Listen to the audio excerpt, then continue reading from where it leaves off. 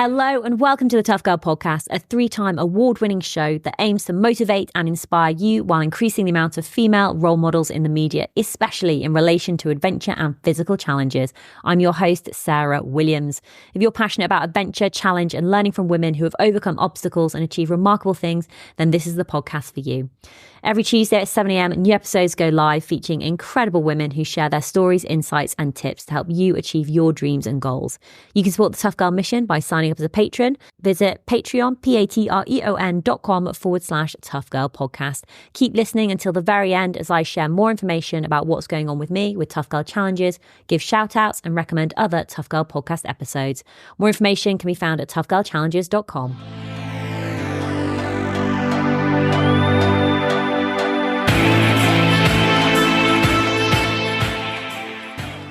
I'm Amanda. I currently live in South Wales and I live here with my husband, and I've got 2 teenage kids now, one of whom's led the nest kind of and gone off to university, and one who's still with us doing A-levels. And I've got a little companion, Ellie, my miniature schnauzer, who has been involved in a few of my challenges as well and is lovely. But she's here with me now, so I'm hoping that she's going to behave while I'm chatting to you today. So yeah, I live in South Wales. I've lived in Wales for about 30 years. I moved here from Devon to study law in Cardiff University, and I met my husband in university, and always thought we'd go back to Devon. I love the West Country. I love where I grew up, but we've found ourselves in Wales and we've embraced Wales, and we made a decision to stay here.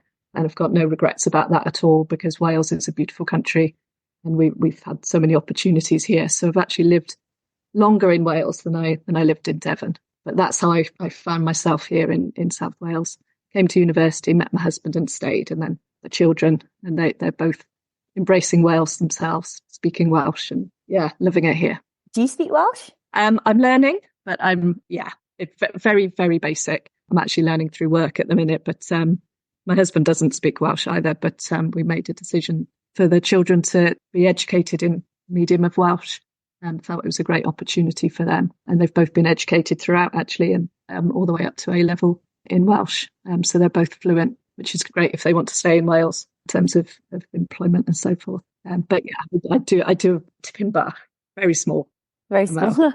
I just think it's amazing, especially when, children grow up in different countries and they have this opportunity from such a young age to absorb another language and learn it. I've got a friend who moved over to Amsterdam, and her children are both fluent in 2 languages, in English and Dutch. And it's just like, wow, that's just, incredible. Growing up in Devon, now living in South Wales, how much did the outdoors play a part of your sort of your early years and growing up and throughout university? Have you been, sporty, outdoorsy? Were you camping? Did you do Duke of Edinburgh or anything like that? Well, funny you should mention Duke of Edinburgh. My daughter actually is on Duke of Edinburgh as we speak out on the Gower Peninsula. So she's doing that. I didn't do Duke of Edinburgh, unfortunately. But I grew up in Devon. All my family, actually, both sides of my family are Cornish. So I very much sort of a West Country girl growing up. Used to love spending time down in Cornwall on the farm, my granddad's farm. And living in Devon. We used to go out as a family most weekends, sort of trudging across Dartmoor. Dartmoor's one of my most favourite places ever. School trips, very fond memories of being up on Dartmoor and doing sort of looking for letterboxes on the tors in Dartmoor, and just generally loving the outdoors. And then, I grew up in a small village in Devon. So always out, in the countryside, making dens. Sounds very idyllic, doesn't it? And it was really, it was a lovely childhood. Yeah, we would spend our weekends making dens and traipsing around the fields around our village. So I wouldn't say I was massively sporty, not particularly competitive or anything like that, but certainly the outdoors, going for walks, going for bike rides, being by the coast, going to the beach and just going for long walks with my dad's dad made the best sandwiches, and having our picnics and that sort of thing. Just loved that way of life. And then moving to Wales, again, one of the reasons we stayed was because there's so much to offer, really, especially here in South Wales. We're so close to the coast, really close to the Brecon Beacons. There's beautiful lakes, beautiful rivers. There's so much to see and do here. And with the children when they were younger, we always used to try and get outside on weekends and go for nice walks and things like that. And then I always thought that, when we retire, me and my husband will go off and we'll walk the Southwest Coast Path or the Wales Coast Path, something, a long route. We'll do it together when we retire. So things changed a little along the way when I had an accident. But certainly growing up, it was always, the outdoors is always best for me. Would you mind sharing more about your accident and what happened? So, it was, I guess, a fairly sort of unremarkable time when I was, we had the children. We were both working hard, myself and my husband. So I was a solicitor working for a homelessness charity. My husband's a doctor. So we were both working quite long hours, had the children, and as many families do, sort of rushing around trying to do this, that and the other. And then I reached just before my 40th birthday, sort of decided I need to start doing something for ourselves again. So I started going out on a bike again, and I did a challenge in Southern Ireland, a cycle challenge for the charity I work for. So really got back into cycling and on a road bike. Reached my 40th birthday and signed up to do another charity cycle ride because I was really loving it, sort of going out on long bike rides in the countryside and just seeing how far you could go on your bike was amazing. So I was loving that. Signed up to another event, and then I was out just on a sort of a training ride with some of my friends who were doing the event. And unfortunately, I fell off my road bike and sustained spinal cord injury. So that was basically, I broke my back, and the vertebrae then damaged my spinal cord. A number of other injuries as well. It was all a bit traumatic, obviously. Broken ribs, broken collarbone, punctured lung, damage to my head. I think it's scalp degloving, which is not a very nice thing to think about. But yeah, quite sort of traumatic injuries. And as a result of that, then I was lying in the road for a couple of hours while the ambulance was finding me. And I knew then I couldn't feel my legs. So I knew that something, quite serious had happened. So spent the next 9 or 10 months in hospital, first month of which was in the sort of general hospital. And then I was moved then to a place called Rookwood Hospital, which is a specialist spinal injuries rehabilitation centre based in Cardiff. And it covers basically anybody who has a spinal cord injury in sort of South Mid Wales would go there for rehabilitation. And I spent sort of 7-8 months there, basically learning to start again, really learning to, the first few weeks I was just lying flat on my back, staring at the ceiling. And then you sort of put into a brace, and then you have to basically, learn to do everything again, from sort of trying to sit up initially, trying to sort of go out and sit in a wheelchair, to more significant things like trying to stand, trying to walk a few steps. So it was incredibly tough time, and one which, without a doubt, completely changed my life. Yeah, for the best, I think, in many respects. There's a lot of things I've learned from my injury and what's happened since about myself and about the whole spinal injury community and the whole issues around access and disability, which, although everybody tries to think, everybody thinks that have a good understanding about, but until you're actually in that situation yourself, it's perhaps you don't necessarily. My accident, it was not nice, and it was very difficult for everyone around me, but I like to think that it's made me actually a bit of a better person moving forward, and it's certainly given me an awful lot of opportunities and experiences which I wouldn't have had otherwise.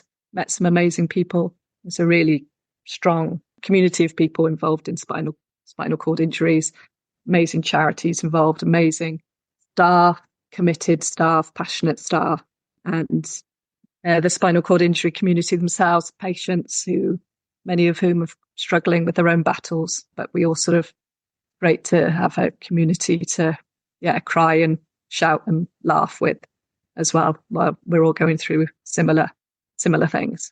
And you've got a Just Giving page because you're raising funds for a couple of charities, which I'll get you to share about a little bit later on. One of the lines that you said is that, I don't want my injury to make me give up on my dreams, one of which was to walk the 870-mile Wales Coast Path. And I'd love for you to share maybe a little bit more about when you started. You mentioned initially that this is something that you thought you'd do with your husband in retirement.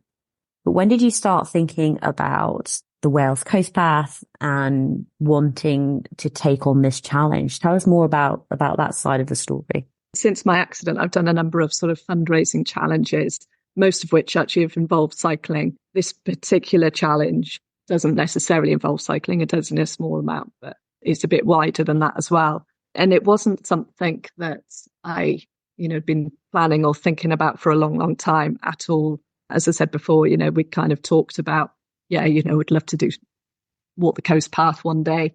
And it was just sort of something that you kind of talk about and think and, sort of think, well, yeah, one day, keep putting it off. And then we were just after lockdown, actually, we were on a family holiday and we were up on the Clean Peninsula, and someone had recommended part of the coast path there that had amazing views, and they thought that we could probably get out onto, and it was it overlooked out towards Bardsey Island, right at the end of the peninsula. So we went there, we drove there, and got out the car at the car park, and I managed just to get down onto the path, and I sat there, and I basically had walked. So I should have explained it earlier. I am able to walk a few steps now with crutches and with an orthotic splint. So on this occasion, I managed to walk down a few steps and sit down on the path and overlook Bardsey Island. And it was a beautiful day. I sat there with the children and my husband, and you could see the path sort of stretching off either way, to the left and to the right around the peninsula.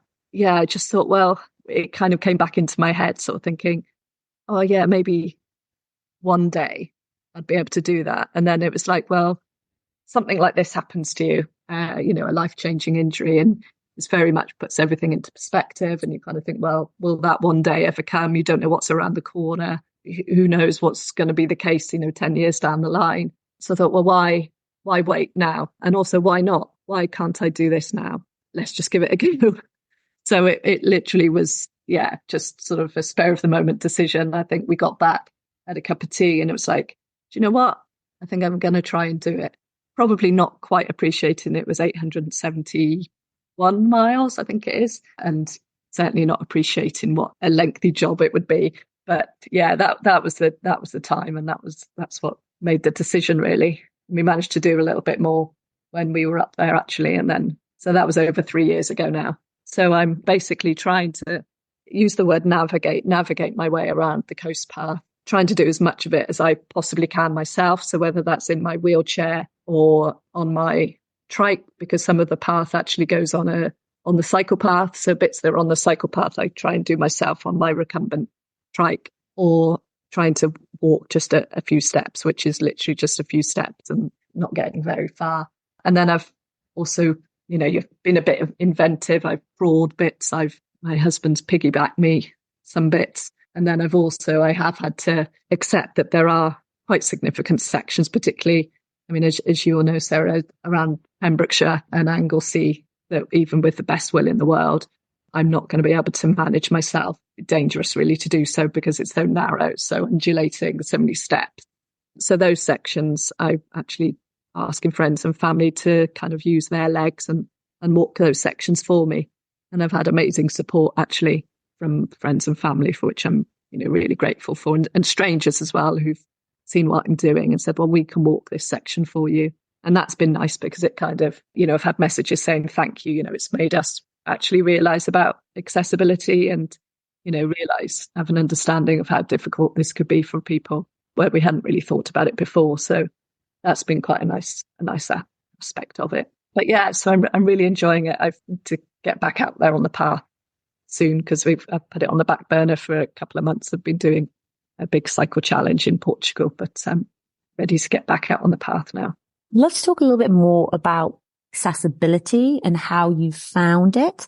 So there is actually like a dedicated page, that Amanda's Coastal Challenge, which is on the visitwales.com website, which says, an epic journey along the Wales Coast Path using her wheelchair and trike. Amanda Harris is exploring the accessible sections of the Wales Coast Path. And I'd love to just hear a little bit more about that, I suppose, that accessibility and from your perspective, like, how do you find out? Is it easy to find out what parts are accessible? Do you need to send your husband off or somebody else, say, can you just check out this section for me? Like, is this going to be possible for me? Are you able to do that on Google Maps? Are there other resources that you've been able to use, or are you, having to figure this out as you go? How are you making this work for you? Initially, I didn't really know where to look at all. You get the OS maps to find out where the path goes, but that's as much as I knew really. So by its nature, then I had to start doing some research, and I didn't even know that there was a Wales Coast Path website. Soon after, actually, I started my challenge because I started documenting it on Instagram. Wales Coast Path got in touch with me, and they were quite honest and open about the fact that they didn't have that much content online for people to find out what was accessible beyond perhaps some of the more obvious sections. For example, Swansea Bay, the cycle path around Swansea Bay or Cardiff, or the paths up in North Wales, along the coast there by Llanfairfechan and all along there. They sort of said to me, look, we don't have that much information, and they were very keen to hear from me about my experiences so that they could use that information then to help get more information out there. It was very clear as well, and I tried to make it clear to them that access is a difficult thing, or accessibility, to gauge, because what could be accessible for me may not be accessible for someone else. Everybody has very different needs actually when it comes to access. So you need to be very careful about how you frame things, and it's more about not necessarily saying things is accessible, but actually just giving information to people so they can make an informed decision about whether it is accessible for them. So just pointing out, look, well, this section, there's a ramp, or there's 2 steps, or there's this gate which you may have difficulty getting through, or it's such and such size. There's disabled parking, or there's no accessible toilet. So just giving sort of information, making sure there's enough information for people to be able to make that informed decision. As I said, there was a recognition, I think, from Wales Coast Path that they didn't have enough information. They wanted to certainly work to improve that. And I've been really sort of honoured, really, that they've felt that what I'm doing can help guide that in some way. They've been very good at share. Whenever I do a post on Instagram about a section that I've done, they'll share it, so trying just to get that information out there to them, and then been working alongside them just on a voluntary basis, just working together really to try and get a bit more information out there. As you said, there's a page on the website, and also with Visit Wales page on there about my challenge, and just highlighting a few sections that I found to be good, and again giving information there for people to read and understand. I mean, everything now requires planning. That's one thing I have found, over the last 10 years since my accident. It is very difficult to do anything spontaneously, certainly if you're a wheelchair user, from booking tickets on trains to going to gigs. So it's not unusual to have to sort of prepare before you go somewhere, but it's all about knowing where to look, I suppose, and making sure that the information is out there for people to get, and easily accessible information, as I say, for people to make their own decisions about whether it's something they can do. And are you doing day walks, or are you, if you're on your trike or in your wheelchair, are you carrying, like a tent with you? Would you be able to wild camp when you're out there, or say at a B&B? How does that look like when you're doing sections, or is it just like sort of one day at a time, or long weekends? I'd love nothing more actually to be able to just go and take a tent with me and just be spontaneous and go. And I wish I was doing that, but unfortunately I'm not. I guess mostly because I'm trying to do this around work as well, and my husband's work. It's not something that I can do on my own, just logistically, really. The issues about leaving a car at one end, so it's there for when you get back. Yeah, I have to always either have my husband or family or friends with me. So again, that limits the time that we can commit. But we've been doing mostly day walks, living in South Wales. Obviously, that's possible where we're covering the South Wales coast. But I find now that I've done most of South Wales, and to cover West Wales, North Wales, Anglesey, we're having weekends away. So again, which is drawing out the process a little bit, because again, we both work, so it's finding weekends free to do it. But it has, it's been brilliant because it's certainly making us as a family. And also, actually, I've gone away with some friends as well before and done weekends away with friends to cover it. And it's made us really appreciate Wales even more, actually. A lot of areas that we never would have explored otherwise. I guess that's the beauty, isn't it, of doing a challenge or walks like this, is that, you're finding places you didn't even know existed. So that's been really lovely. We've had weekends away, as say, as families or with friends. The logistics is certainly a little bit of a headache, or not so much of a headache, but a challenge. And I guess that's what this is a challenge, isn't it? So it's not going to be easy. But it's just so we would pick a section that, we've looked in the guidebook, we've looked online. We think parts of it could be accessible, and then we'll just sort of drive there, make a start, see how far we can go. Again, I think I've mentioned I was very, very fortunate with my accident, and I would never sort of stop appreciating the fact that I was very fortunate. I had a spinal injury, but mine was an incomplete injury, which meant that signals could still get through down to my legs, and which meant that I did get recovery in one of my legs, which then means that I can stand up and I can walk a little bit. So going out on the path, if I come across a gate, or perhaps a particularly sort of rocky section which my wheelchair won't go over, I'm in the very fortunate position where I can, with help, stand up from my chair and I can navigate and get across that rocky section or go through the gate if the wheelchair won't. So I'm really fortunate that I'm able to do that, but I wouldn't be able to do it on my own. So I need someone with me, and it's usually my husband, bless him, and he's very used to now lifting my wheelchair over gates and then sometimes lifting me over gates as well, following. And then we've got the dog as well, who's sort of pulling along, but it's all good fun. So how many miles have you completed of the challenge? Also including the parts of the path that maybe, that you can't do, that your friends and family are sort of walking for you. What are you at a certain percentage now, or? We're over the 500-mile mark combined, which is brilliant. I'm not great at keeping a strict log, but I'm trying to update it. I know there's a few bits that I've forgotten to do, but I think we're roughly around the sort of 500 mark, which is great. But as I said before, it's kind of the North Wales sections now that I need to do. And it's the coordination of that and finding accessible accommodation and all of that sort of thing as well when we go away. We're making steady progress. And to be honest, for me, it's also a fun, really important point to make, I think, is that this ultimately is a fundraiser. And that's, whilst it's obviously a personal journey for me as well, but I'm doing it as a fundraiser to raise money for two charities that I'm quite heavily involved in and very passionate about, both spinal injury related charities. One is Horatio's Garden, which is a national charity, and the other is a more local charity to the local Wales spinal injury unit. That's ultimately what I want to do out of this, is raise a load of funds for them. It has become a lot more than that. It's become which I'm really pleased about, has become a means for other people to see what I'm doing and hopefully get a little bit of inspiration or get some information to help them get out onto the path.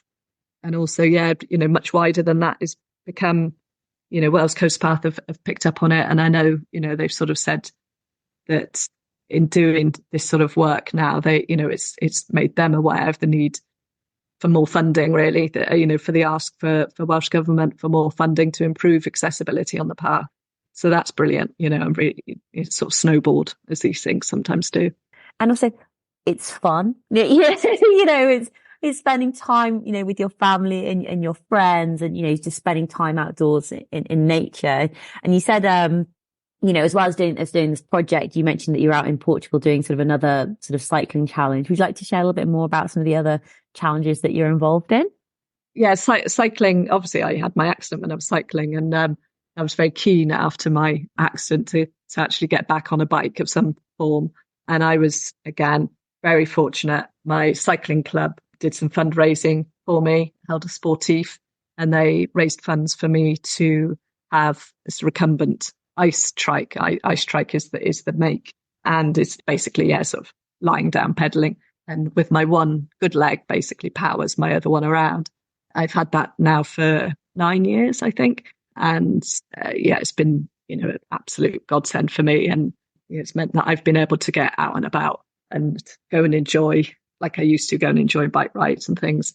So yeah, I've done a number of challenges over the years with it. And yeah, I keep sort of pushing myself a little bit more each time, I suppose. And then an opportunity came up last year.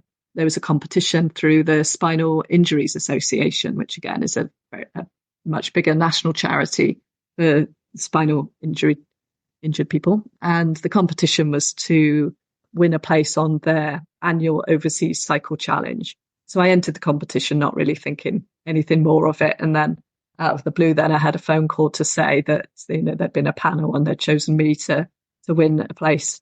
And yeah, brilliant. From sort of January of this year, I've been out training a lot in all weathers. And as you appreciate, we've had pretty rotten weather, but been out a lot on the trike. And then literally a few weeks ago in May, did the challenge. So it was the biggest thing I've ever done. It was even before my accident. So it was over 200 miles in Portugal over 3 days and cycling over 11,000 feet, I think it was. And it was very, very hot out there, much hotter than we expected. The third day was sort of over 80 miles up over a big mountain. So it was really hard. My husband was with me as always. He's just the most amazing support and encouragement. And I'm so grateful for him. He never he never would say, no, don't do it. He's always pushing me to go for it and do it, not doubting me, even though I sometimes doubt myself. So met some more amazing people who have spinal injuries. There was a couple of guys doing it on hand bikes who were just phenomenal.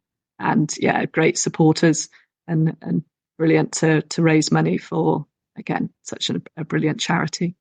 So yeah, all of these opportunities, they've all come my way over the last 10 years, met brilliant people, done some excellent stuff, raised a load of cash, and got involved with some brilliant charities, none of whom I would have ever known about had I not fallen off or taken that little tumble off my bike 10 years ago. So really grateful for that. You said sometimes, that you can doubt yourself. And I think that's a very, very common feeling that a lot of people will have. When you do find yourself sort of doubting, can I do this? Is this possible? How do you handle that? How do you move through that, move past that? What sort of tips and advice would you have? I am quite bad at doubting myself. I think, as I've said, I've had great support from my family and from friends. I remember someone saying to me, one of my good friends, when I was in hospital in the first month, she sort of said something along the lines of, you could get yourself into a really dark place now, and it would be really difficult to get out of that dark place.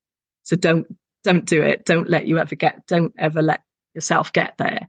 That sort of resonated with me really and stuck with me throughout my certainly time in hospital and also beyond. And it's still there now. And I'm like, well, yeah, I do have off days and I think, oh, I can't do this. I can't do that. And certainly with this Portugal ride, it's like, how on earth am I ever going to cycle that distance? But then you just think, well, let's focus on the positives here. Let's think about what you can do. Actually, there's an awful lot I still can do, and I'm so grateful for.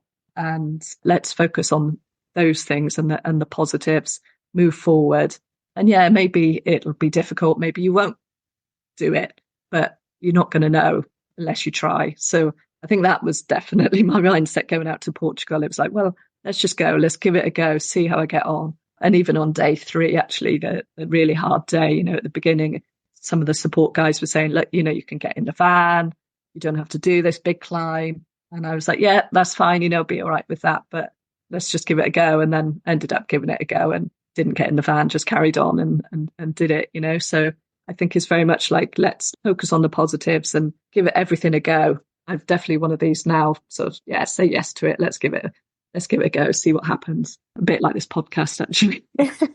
So let's just take the opportunities that I've been given and go for it and try not to get yourself dwelling on what you can't do. What else? What other things are you going to say yes to? What have you got sort of, obviously your work on the Wales Coast Path, probably like the final 371 approx sort of miles to go.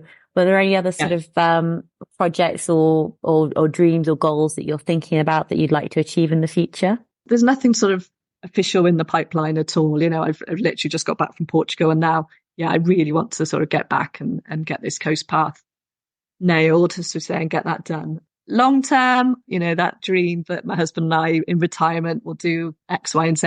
I think now we're sort of focusing on, what about, going to America and doing a big long ride across America together? Or he's actually bought a tandem bike, which a couple of times I've been on it with him, fills me with dread. But maybe that's the next thing, is we'll retire and we'll take the tandem off and we'll go and do a big long trek along around America, or Pacific Coast highways. Pacific Coast. We've driven that a few years ago, and we did say, that would be awesome to ride on, and certainly there will be more if God willing, we've still got the health and the ability to do it. Yeah. And Amanda, you said that you are sharing and documenting more of your journey. Where are you most active on social media? Where can people find more information out about you? So the Coast Path Challenge, I've got an Instagram account, which is Amanda's Coastal Challenge, at Amanda's Coastal Challenge.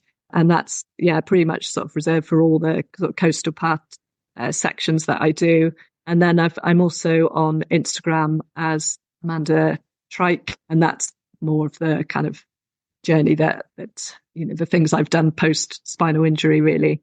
And a lot of my trike rides and things are on there as well. Fantastic. So I'll share both of the links, and I'll also share links to your Just Giving page as well for your fundraising. That would be great. Thank you. Amanda, I'd love for you to have final words of advice, final words of wisdom for other women out there who may be going through a challenging time at the moment, or they want to focus on, more of what they can do and, moving forward and, being positive, which I know is, not always that easy. But are there any words of advice that you would like to leave our listeners with? And you can take that in any direction that you would like, but please don't say, just do it. Anything else apart from that? It's a difficult one, isn't it? Because everybody has different battles, and I would hate to be coming across as sort of preaching to people to say, you must do this, you must do that, because we're all different. We all deal with things differently. But from my point of view, I guess it is just that, try and stay positive. One of the things I did certainly in rehab a lot was just set myself tiny, tiny goals, and each day be able to tick them off. The satisfaction of ticking off those goals was great in a little notebook, old school. So certainly, in rehab, it was things like, today I managed to sit up and drink a cup of tea, or I managed to tie my shoelace, and that seems tiny thing, but was massive to me. So set goals. And, as you could probably tell, I've kind of kept that going, I suppose, since hospital, in terms of the fundraising challenges, always sort of setting myself things to focus on. And that certainly works for me. Might not work for everyone else, but certainly does work for me. If the curveball comes your way, which it did for me, I guess you've got two options, haven't you? One is just to kind of like be hit by it and let that sort of completely alter you and alter your life and stop things. Or you can kind of work with it, I suppose. It sounds a bit cheesy, doesn't it? But work with that curveball and see actually where it can take you, navigate your way around it on the way, sort of just taking the opportunities that come your way. And it helps to kind of, something like this certainly puts everything into perspective, and focus on what's right for you and what's important for you. And I won't say go for it, but just try your very best not to get down into that deep, dark hole, and find what works for you and what's important to you, and really sort of focus on that. Absolutely. Amanda, thank you so much for coming on Tough Girl Podcast. It's been amazing to speak to you and learn more about your journey, and just best of luck with the rest of the Wales Coast Path and all of the future adventures and challenges that you'll be taking on over the coming years. Thank you so much. It's been lovely to talk to you. Thank you.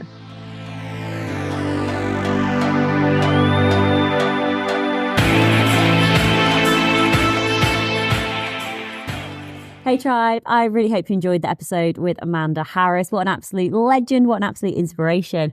Now, I have actually walked the Wales Coast back, which I did #challenge with Cicerone back in 2022. Now, if you are interested in learning more about the Wales Coast Path, whether you want to walk it, run it, cycle it, do it in a wheelchair, whatever method of travel that you want to use, then go and visit Tough Girl Challenge's YouTube channel.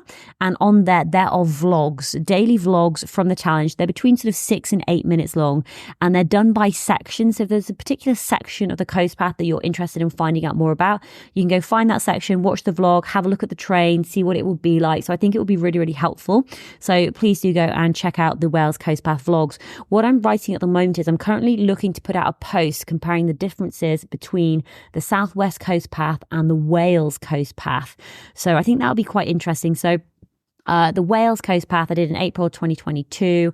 It was 50 days, 896 miles, 1,000. I need to double check my kilometers. Yeah, 1,442 kilometers, averaging about longest day was 27.6 miles. Average miles per day was around 18. I spent £1,110 on that challenge. Average daily spending was around £22 per day. But I've got all these stats available as a blog post on the website, so go and check it out. And there's going to be another post comparing it with the Southwest Coast Path. So I walked that in 40 days. That's 630 miles, 1,015 kilometers, about just over 2 million steps. I spent 30 nights while camping. That cost me £1,614. Average daily spending was around £40 per day, which is actually quite expensive. But there were reasons for that, which you'll probably know, due to me having to head home for a tooth infection. You might have seen the photo of when my left cheek blew up due to a bacterial infection, had root canal surgery, all fun and games. More information can be found out about that at toughgirlchallenges.com.